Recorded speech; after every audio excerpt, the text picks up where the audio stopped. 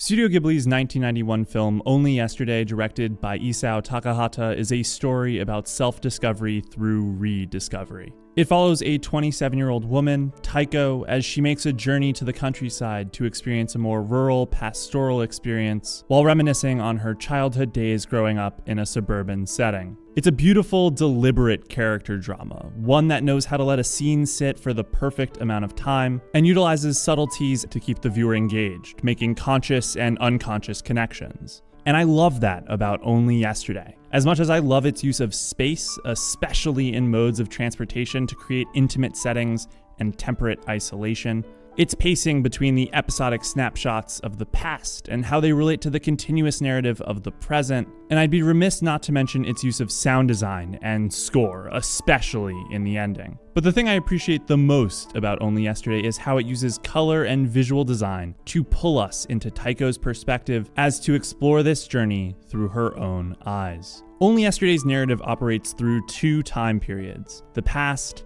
and the present. Takahata infuses each separate time period with a distinct personality that allows the audience to make those temporal distinctions at a glance, without the need for an intrusive filter or vignette. For Taiko's past, the scenes are bathed with simple tones and light colors. The color white seeps into the edges of the screen, providing a pseudo-iris effect that pulls the viewer into the center of the shot. The past has this ethereal quality to it, which creates a striking contrast to the present with its complex color schemes and realistic details in both characters and settings. If the present is a camera where details in the background are just as important as those in the foreground, the past is Taiko's partially faded memories. Specifics have been lost, but the overall emotion is there, if not exaggerated. This isn't to say that one is better than the other. They both elevate the work as a whole because of these visual distinctions, their contrasts providing insight into our understanding of Taiko. In the flashbacks,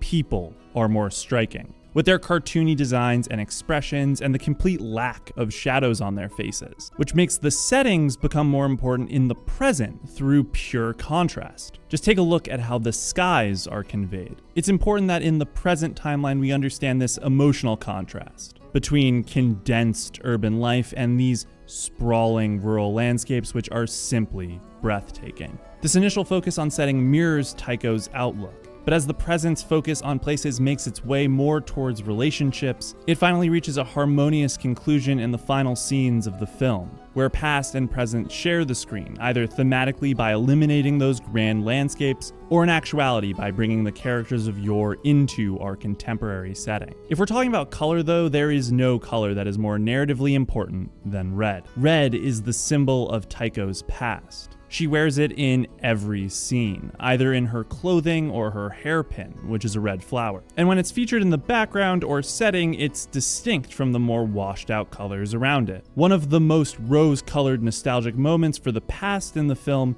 is this one, with a reddish sky and Taiko wearing more red than any other scene in the entire film. Even as she falls back down to earth, it's onto a red comforter. But that color connection on the past is limited in the present, as hinted by the cut to a blue comforter. There just isn't the same focus on red, though there's this one great moment where Taiko picks up a red cup just as her sister pulls a Kylo Ren and tells her to let go of the past. Notable if only for that verbal connection and that no other object in her room is red. But for the most part, Taiko wears a lot of blue and the scenes are very green. That's not to say that she's rejected the past entirely. Her hair tie is red. It's just behind her, a subtle reminder, not a constant one in front of her. But on this journey of rediscovery, there's plenty of red in the world. The plant that Taiko is picking is safflower, which is used as a red dye. Toshio, the love interest, wears red on his first and final scene. And speaking of that final scene, both the train and bus that bring Taiko back after she changes her mind about going back to Tokyo are colored red. There's no big reveal of a red shirt as the final notes of the song play out though. Taiko's past has brought her back to where she wants to be, but she's also moving on from it too. There are so many more colors than just red after all, just as there is so much more to life than the slightly faded memories of 16 years ago. Stories that are able to convey their narratives through all of the pathways their mediums have to offer are something special. And Only Yesterday conveys a true sense of passion for not only the type of story it tells, but also for the medium in which it's told. The visual design and color palette help to create a sense of nostalgia for a childhood that feels universal yet personal, and a lens to relate to a very genuinely human character. It's not hard to sing the praises of a film that does so much so well, but it can be hard to find the words to describe why something is a masterpiece of its genre and medium.